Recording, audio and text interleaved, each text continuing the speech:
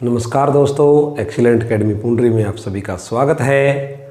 आज हम आपको करवाएंगे बच्चों मैथ का जो HCF एलसीएम का बचा हुआ पार्ट था, कुछ क्वेश्चन थे वो करेंगे।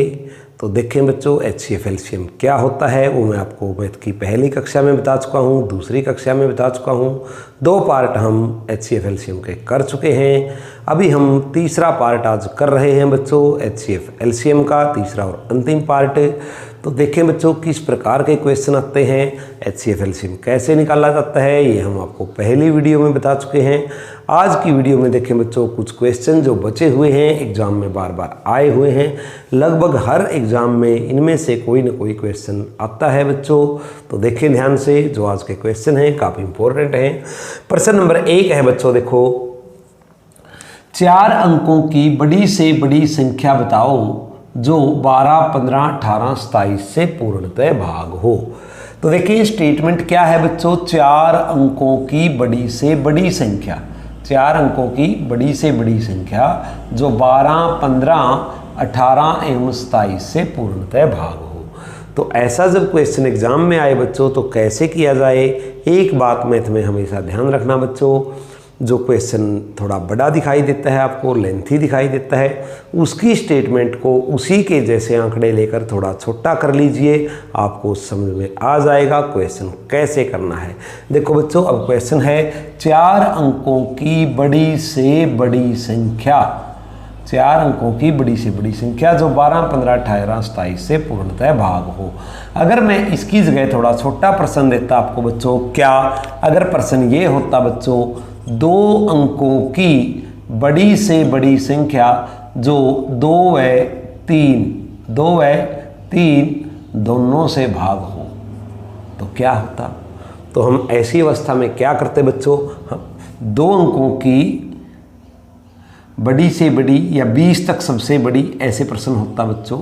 20 तक सबसे बड़ी, 2 अंकों की 20 तक सबसे बड़ी संख्या क्या है जो 2 व 3 दोनों से भाग होती है। तो बड़ा सिंपल सा तरीका है, हम एक बार 2 की टेबल लिखेंगे, एक बार 3 की टेबल लिखेंगे। 2, 4, 8, 2, 4, 6, 8, 10, 12, 14, 16, 18, 20 तक इन्होंने कहा है तो 20 तक हम लिखेंगे बच्चों जी। अब 3 की टेबल लिखेंगे, 3, 6, 9, 12, 15, 18। ये मैं आपको मेथड बनाने का तरीका बता रहा हूँ बच्चों। क्वेश्चन तो हम बड़ी आसानी से कर लेंगे, मेथड आपको डायरेक्ट बता दूंगा, लेकिन मैं चाहता हूँ कि मेथड कैसे बना वो आप सीखें। अगर एक बार आप मेथड बनाना सीख गए, फिर चाहे किसी भी प्रकार का सम आए, आपको एग्ज़ाम में प्रॉब्लम नहीं आने की। प्रॉब्लम ये रहती है कि हम केवल क्वेश्चन का रट्टा लगा लेते हैं कई बार और मेथड को अच्छे से नहीं सीख पाते। तो मैं चाहता हूं बच्चों कि आप मेथड को सीखें और तब ये क्वेश्चन करें। तो देखो बच्चों, अब हमने 2 और 3 की टेबल लिखी, मेथड कैसे बनेगा इसका वो बताता हूं। अब इन्होंने कहा है 2 अंकों की 20 तक सबसे बड़ी संख्या जो 2 और 3 दोनों से भाग हो। जो 2 और 3 से भाग होती हैं 6 होता है बच्चों, 12 होता है, उसके बाद 18 होता है। यानी 3 संख्याएं ऐसी हैं 6, 12 और 18 जो 2 व 3 दोनों से ही भाग होती है। तो अब क्या करेंगे हम, अब इन्होंने कहा है 20 तक सबसे बड़ी, तो 20 तक सबसे बड़ी तो 18 है बच्चों जी, ये आंसर हो गया। लेकिन क्या 12, 15, 18, 27 की इस प्रकार से हम टेबल लिख पाएंगे? नहीं लिख पाएंगे बच्चों, काफ़ी समय बर्बाद हो जाएगा इसमें, एक ही क्वेश्चन कर पाओगे आप पूरे एग्जाम में।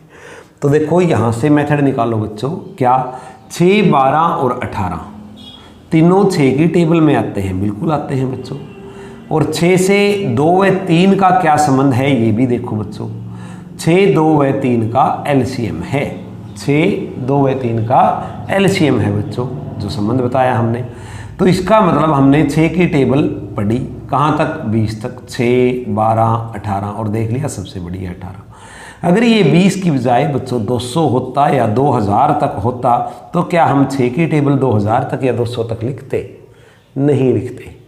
जैसे हम यहाँ पर डायरेक्ट 20 तक ज्ञात कर रहे हैं, 6 की टेबल को डायरेक्ट मान रहे हैं, 6 तिया 18, ऐसे ही करते। देखो हमने कहा 20 तक सबसे बड़ी संख्या जो 6 से भाग होती है, तो 6 से भाग दे के देख लो बच्चों, 6 तिये 18 बच गया 2, जो शेष बचा है वो इसमें से माइनस करें। इस 18 को आंसर ना माने, क्योंकि जब बड़ी स्टेटमेंट आएगी तो दिक्कत होएगी। तो 20 में से जो शेष बचता है वो हमने 20 को 6 से भाग करके देखा बच्चों। अब जो संख्या भाग हो जाती है वो सही है, जो शेष बचेगा वो उसमें से हम माइनस कर देंगे क्योंकि वो इतनी ज़्यादा है। 2 शेष बचा, ये माइनस किया बच्चों तो क्या आया 18। इस प्रकार से आप इसको कर सकते हैं। अब देखो बच्चों, अगर ये 200 तक कहता, अभी 200 तक सबसे बड़ी संख्या जो 6 से भाग होती, फिर भी हम यही विधि करते, 6 तिया 18 बचे 2, 6 तिया 18 बचे 2। अब ये जो बचे हैं 2 ये माइनस कर दो क्योंकि ये भाग नहीं हो रहे। 198 होगी 200 तक सबसे बड़ी संख्या।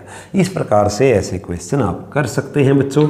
अब देखें नेक्स्ट क्वेश्चन बच्चों क्या है हमारा। नेक्स्ट जो यही क्वेश्चन है इसको कैसे करेंगे छोटे रूप में, अभी मैंने आपको बताया। तो सबसे पहले हमने 2 व 3 का क्या निकाला था बच्चों, एलसीएम। क्या निकाला था, देखो बच्चों मैं बार बार कहता हूँ कि अच्छे से करो, शॉर्ट विधि से करो, लेकिन पहले बेसिक मेथड भी सीखो बच्चों, ताकि ज़िंदगी में कभी गलती ना हो। अब देखो मैंने पहला प्रश्न किया था आपसे 4 अंकों की। पहला प्रश्न था 2 अंकों की यानी 20 तक 2 व 3 से भाग होने वाली संख्या, 20 तक सबसे बड़ी संख्या जो 2 व 3 से भाग होती है। अब इन्होंने कहा है 4 अंकों की बड़ी से बड़ी संख्या। 4 अंकों की सबसे बड़ी संख्या क्या है बच्चों, 9999। तो यहाँ तक सबसे बड़ी संख्या ज्ञात करनी है जो इन सबसे भाग हो। तो कैसे ज्ञात करेंगे बच्चों, जैसे पिछले सवाल में मैंने बताया था 2 व 3 का एलसीएम, तो इन सब का पहले हम एलसीएम निकाल लेंगे। 12, 15, 18 और 27 का बच्चों इन सब का एलसीएम निकालिए। 2 छके 12, 15, 2 में 18, जो भाग न हो उसको ज्यों का त्यों लिखते रहें बच्चों। ध्यान रहे चाहे यहाँ पर 4 संख्याएं हों, चाहे 5 संख्याएं हों बच्चों, चाहे कितनी भी संख्याएं क्यों न हों, उनमें से केवल 2 संख्या यदि छोटी संख्या से भाग होती हैं तो हम इसको भाग करेंगे बच्चों। अब देखो 2 से तो केवल एक ही भाग होता है, अब हम 3 से करेंगे बच्चों। 3 दूनी 6, 3 पंजे 15, 3 तिया 9, 3 निम 27, फिर 3 से किया, जो भाग ना हो उसको ज्यों का त्यों लिखते रहें बच्चों। अब ऐसे करेंगे। अब देखो बच्चों क्या एलसीएम हुआ, 2 तिया 6, 6 तिया 18, 18 दूनी 36, 36 पंजे 180, 180 तिया 540। तो एलसीएम क्या आया बच्चों 540। अब देखें इन सब का एलसीएम हमने निकाल लिया बच्चों, जैसे हमने पिछला क्वेश्चन किया था। क्या, तो जब भी ऐसा क्वेश्चन आए तो क्या करना है, पहले आपको दी गई संख्या का एलसीएम ज्ञात करना है 540। कहाँ तक ज्ञात करनी है हमने बड़ी से बड़ी संख्या, 99, 100, 99 तक। तो अब 99 से 99 तक सबसे बड़ी संख्या क्या है। अब देखो इन सब का एलसीएम 540 है बच्चों। जो संख्या 540 से भाग होगी जाहिर है वो इन सब से भी भाग होगी, क्योंकि ये 540 के गुणनखंड हैं सभी। तो इसको 540 से भाग देंगे बच्चों हम। 540 एकम 540 जी 9 5 यहाँ पर 4, अब उतारा हमने 9। अब फिर हमको भाग देंगे हम इसको 8 से चलेगा। 8 0 8 का 32, 8 पंजे 40 और 3 43, 9 7 2, ये शेष बचा। तो पिछले क्वेश्चन में जब हमने 20 को 6 से भाग दिया था बच्चों, तो 2 शेष बचा था, वो हमने 20 में से माइनस किया था और 18 आया था। उसी प्रकार इसमें भी ये माइनस कीजिए बच्चों। क्या बचेगा, 9 में से 9 घटाएंगे 0, 9 में से 7 गया 2, 9 में से 2 गया 7। तो 9720 वह संख्या है बच्चों जो दी गई संख्याओं से पूर्णतः भाग होती है। जी 4 अंकों की सबसे बड़ी संख्या 9720 है जो दी गई संख्याओं से पूर्णतः भाग होती है। ध्यान रहे जब भी ऐसा क्वेश्चन आए बच्चों तो आपको यही मेथड करना है। इसी प्रकार से पहले आपको एलसीएम ज्ञात करना है। एलसीएम ज्ञात करके जितने अंकों की संख्या उन्होंने कहा है उसको एलसीएम से डिवाइड करना है, जो शेष बचेगा वो माइनस करना है बच्चों। जी हाँ, हम इसको ऑप्शन से भी कर सकते हैं, लेकिन जैसा कि मैंने बताया कि जब आपका एग्ज़ाम आएगा, एग्ज़ाम का समय आएगा, तो आपको एक बार पूरा मैथ केवल ऑप्शन से करवाया जाएगा। डायरेक्ट आप आंसर निकाल लेंगे, लेकिन वो एग्ज़ाम के समय बच्चों जिसको हम क्रैश कोर्स बोलते हैं उसमें उसकी तैयारी कराएंगे। अभी हम आपको केवल इसका बेसिक मेथड करवा रहे हैं। जी नेक्स्ट क्वेश्चन देखो बच्चों, छोटी से छोटी संख्या जिसे 12, 15, 20, 54 से भाग करने पर 4 शेष बचे। अब देखो 12, 15, 20 और 54 से भाग करें, एक छोटी से छोटी संख्या है तो 4 शेष बचता है बच्चों। क्या बचता है 4। फिर वही बात आई, मैंने कहा छोटे से छोटा क्वेश्चन करो ताकि आप गलती ना करो। अगर इसी क्वेश्चन को हम ऐसे बोल दें 2 व 3 से भाग होने वाली छोटी से छोटी संख्या ज्ञात करो जिसमें एक शेष बचता हो, तो क्या होगी बच्चों को संख्या 7। 2 तिया 6, 3 दूनी 6, एक शेष बचेगा, बिल्कुल बचेगा। अब वो कैसे आई, देखो बच्चों मैंने कहा 2 व 3 से भाग होने वाली छोटी से छोटी संख्या जिसमें एक शेष बचे, तो पहले वो तो ज्ञात करें ना जो इनसे भाग होती है। जितना कहा गया है पहले वो तो करेंगे जितना कहा गया है हम। तो क्या कहा गया है कि 2 व 3 से भाग होने वाली संख्या जिसमें एक शेष बचे, पहले वो संख्या तो ज्ञात कर लो बच्चों जिसमें जो 2 और 3 से भाग होती हो, वो क्या होगी, इनका एलसीएम 6 और एक शेष बचता है तो एक इसमें प्लस कर दो। क्लियर। अब इन्होंने कहा है 12, 15, 20, 54 से भाग होने वाली संख्या, 12, 15, 20 और 54 से भाग होने वाली संख्या, तो पहले वो संख्या ज्ञात करो ना जो दी गई संख्याओं से भाग हो। एलसीएम की डेफिनेशन मैंने आपको बिल्कुल शुरू में बताई थी, वह छोटी से छोटी संख्या जो दी गई संख्याओं से पूर्णतः भाग हो एलसीएम कहलाती है बच्चों। तो 12, 15, 20, 54 का अगर हम एलसीएम निकाल लेंगे बच्चों तो इनका एलसीएम क्या आएगा 540। क्या आएगा बच्चों 540। और शेष क्या बचता है 4, तो ये 4 इसके अंदर ऐड कर दो तो आपका आंसर क्या हुआ बच्चों 544। क्लियर। इस प्रकार से आप ऐसा क्वेश्चन कर सकते हैं। नेक्स्ट, अब देखो बच्चों इसमें कहा है कि 4 शेष बचे, तो आपने एलसीएम निकाल के 4 जोड़ दिया इसके अंदर। लेकिन ऐसा भी हो सकता है जैसे कि आपका क्वेश्चन नंबर 3 है कि भाग करने पर 12, 15, 16 से भाग करने पर क्रमशः 7, 10, 11 शेष बचे। अब की बार अलग अलग शेष बचता है। देखो एक संख्या है बच्चों, हमें नहीं पता क्या है, छोटी से छोटी, अगर उसे हम 12, 15 और 16 से भाग करते हैं तो 7, 10 और 11 शेष बचते हैं। यानी अब की बार अलग अलग शेष बचता है। पिछला क्वेश्चन था बच्चों अगर 2 और 3 से भाग करें तो 1 बचता है, तो पहले हमने इनका एलसीएम निकाला था, उस एलसीएम में ये 1 ऐड कर दिया था, ये मेथड बताया था। अब ये कहता है 12, 15, 16 से भाग करें तो 7, 10, 11 शेष बचता है। अगर शेष अलग अलग आ जाए बच्चों तो फिर आपको क्या करना है, अगर मैं कहता हूँ 3 एवं 4 से भाग करें एक संख्या को, 3 एवं 4 से भाग करें तो क्रमशः 1 और 2 बचते हैं। क्या बचता है, यहाँ पर 1 बचता है, यहाँ पर 2 बचता है। तो ऐसी संख्या क्या होगी बच्चों, तो सबसे पहले हमने क्या करना है, पहले 3 और 4 का एलसीएम निकालना है बच्चों। 3 और 4 का एलसीएम क्या है 12, तो वह संख्या है जो दोनों से भाग होती है। अब जब शेष अलग अलग हो तो शेष का और इस संख्या का जो डिफरेंट होता है बच्चों, क्या डिफरेंस है इन दोनों का 2, वो इसमें से माइनस कर देना है। 10 वह संख्या होगी जो 3 और 4 से भाग करें तो 1 और 2 बचता है, 3 तिया 9, 1 बचेगा, 4 दूनी 8, 2 बचेगा बच्चों। अब देखें तो यहाँ पर भी क्या करना है आपको, हमने क्या किया पहले 3 और 4 का एलसीएम। अब क्या कहता है क्वेश्चन में 12, 15, 16 से भाग करें तो 7, 10, 11 शेष बचता है। तो सबसे पहले हम क्या करेंगे बच्चों 12, 15 और 16 का एलसीएम ज्ञात करेंगे इन तीनों का। अगर इन तीनों का हम एलसीएम ज्ञात करेंगे बच्चों तो वो आएगा 240। एलसीएम ज्ञात करने की विधि मैं आपको करवा चुका हूँ बच्चों, तो उससे एलसीएम निकाल लेंगे 240 आएगा। उसके बाद मैंने क्या कहा था कि अगर इनका डिफरेंस अलग अलग है, अगर शेष अलग अलग बचता है तो सबका डिफरेंस लेंगे। तो सबका डिफरेंस देखो बच्चों ये अवश्य ही सेम होगा 5। अब ये 5 इसमें से माइनस कर देना है तो आपका आंसर क्या हुआ 235 जी। नेक्स्ट क्वेश्चन देखें बच्चों, क्या वह बड़ी से बड़ी संख्या जिससे 307 एवं 330 को भाग करें तो 3 और 7 बचता है। देखो बच्चों एक तरफ है 307, एक तरफ है 330। ये कहता है वह बड़ी से बड़ी संख्या बताओ जिससे अगर हम इन दोनों को भाग करें, इसको भी भाग करें और इसको भी भाग करें तो क्रमशः शेष 3 और 7 बचता है बच्चों। तो कैसे करेंगे ऐसा क्वेश्चन, देखो बच्चों ये कहता है कि मान लिया वो संख्या x है, अगर हम x से इसको भाग करते हैं तो 3 शेष बचता है, अगर इसको x से भाग करते हैं तो 7 शेष बचता है। इसका मतलब 304 तो उससे पूरा पूरा भाग होता है और 323 भी उससे पूरा पूरा भाग होता है। ये बात तो क्लियर हुई बच्चों, क्योंकि यहाँ पर 3 शेष बचता है, यहाँ पर 7, अगर 3 माइनस करें तो इसका मतलब 304 इससे पूरा भाग होगा और 330 में से अगर 7 माइनस करें तो ये भी उससे पूरा पूरा भाग होगा। अब आपको ये देखना है कि कि ये दोनों संख्या किस संख्या से पूर्णतः भाग होती हैं और वो बड़ी से बड़ी संख्या देखनी है। तो मैंने आपको डेफिनेशन बताई थी, वह बड़ी से बड़ी संख्या जो दी गई संख्याओं को पूर्णतः भाग करे क्या कहलाती है बच्चों?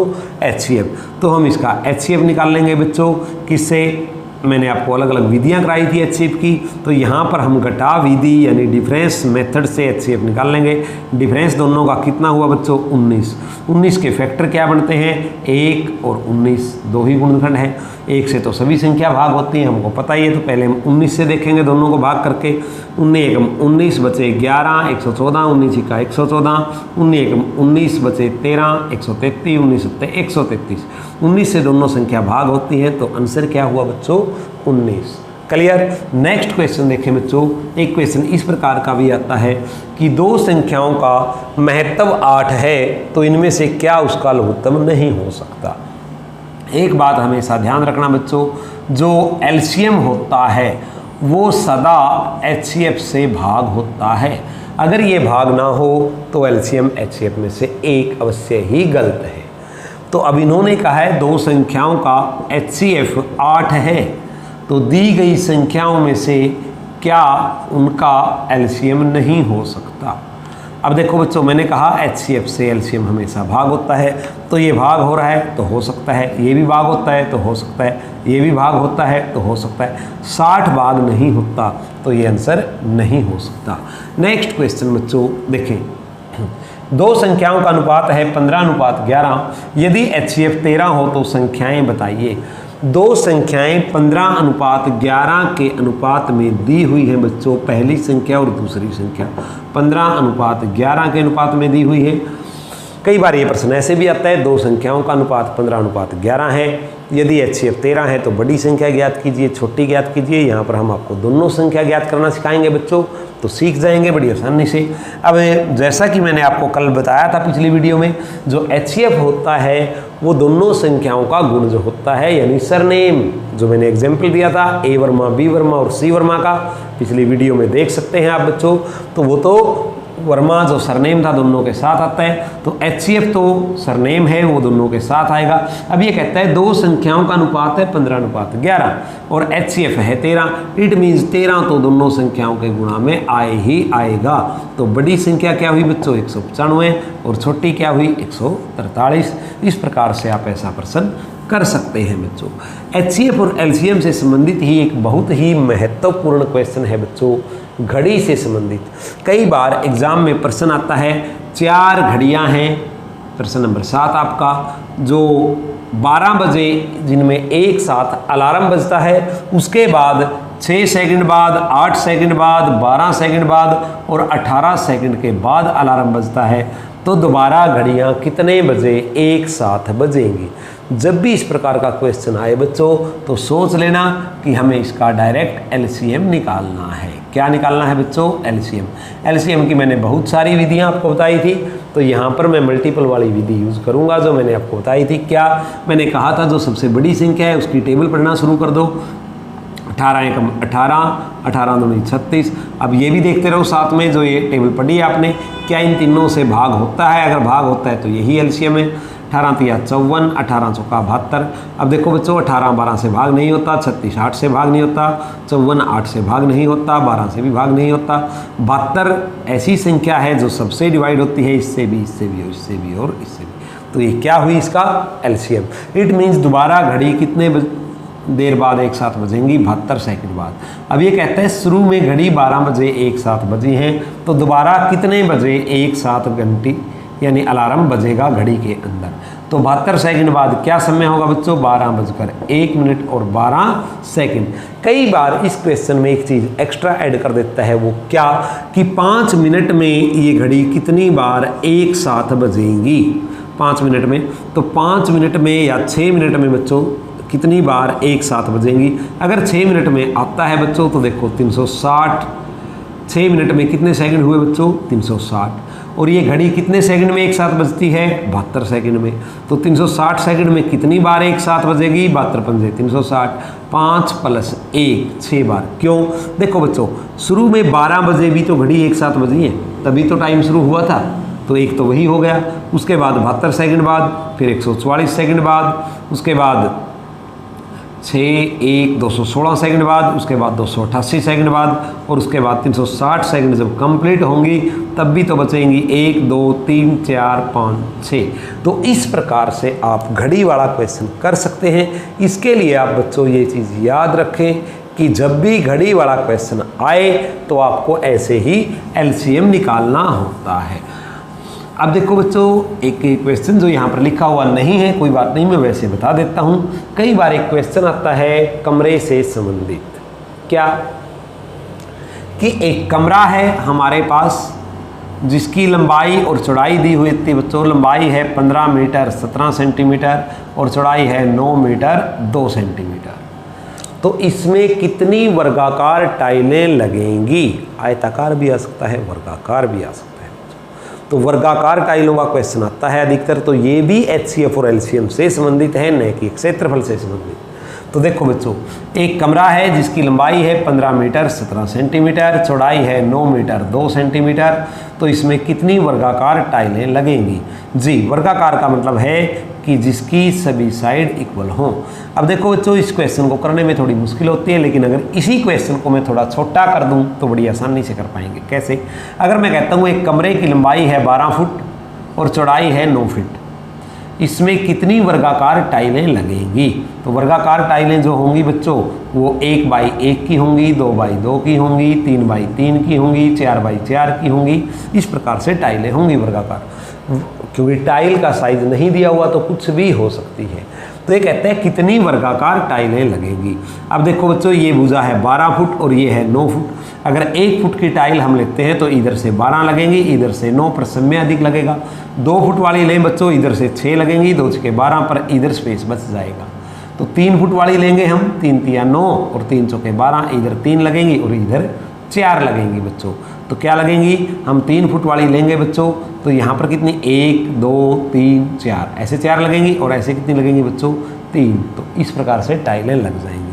अब कितनी टाइलें लगेंगी इसके लिए हम क्या करेंगे? पूरे कमरे का एरिया निकाल लेंगे। पूरे कमरे का एरिया क्या होगा? लंबाई गुणा चौड़ाई बटे एक टाइल का एरिया 3 गुणा 3, ये कैंसिल, 12 टाइलें लगेंगी। इसी प्रकार इस क्वेश्चन में करना है बच्चों आपको। जो भुजा दी गई है वो देखिए क्या है, 15 मीटर 17 सेंटीमीटर, 9 मीटर 2 सेंटीमीटर। पहले हम इसे सेंटीमीटर में कन्वर्ट कर लेंगे, 1517 सेंटीमीटर, ये बनेगा 902 सेंटीमीटर। अब क्या करना है आपको? टाइल की भुजा ज्ञात करने के लिए आपको, वर्गाकार टाइल की भुजा ज्ञात करने के लिए आपको जो आयताकार भूखंड दिया गया है उसकी दोनों भुजाओं का HCF ज्ञात करना होगा बच्चों। अगर आप इनका HCF ज्ञात करेंगे किसी भी विधि से जो मैंने आपको कराई है तो कितना आएगा बच्चों? 41। तो अब कितनी टाइलें लगेंगी इसमें? पूरे कमरे का क्षेत्रफल क्या होगा बच्चों? लंबाई गुणा चौड़ाई बटा एक टाइल का क्षेत्रफल 41 गुणा 41, 41 दूनी 82, 41 दूनी 82, 41 तिया 123, 41 सत्ते 287, 37 दूनी 74, 37 दूनी 74 और 7 81, 814 टाइलें बच्चों इसके अंदर लगेंगी। तो इस प्रकार का क्वेश्चन आप ऐसे कर सकते हैं जी। तो ये था बच्चों आज का हमारा लेक्चर, HCF और LCM से संबंधित कुछ क्वेश्चन। उम्मीद करता हूँ आपको समझ में आए होंगे। यदि क्वेश्चन समझ में आए हैं तो वीडियो को लाइक शेयर और सब्सक्राइब अवश्य कर देना बच्चों। और अगर आपको लगता है इससे अलग कोई क्वेश्चन आपका बचता है HCF LCM का तो आप कमेंट बॉक्स में लिखकर भेज सकते हैं बच्चों, या व्हाट्सएप कर सकते हैं जो एकेडमी का नंबर है उसके ऊपर। तो आपको उसका सॉल्यूशन अवश्य मिलेगा। आपको बता दिया जाएगा कि उसमें क्या क्या प्रॉब्लम थी और कैसे उसको हल किया जाएगा।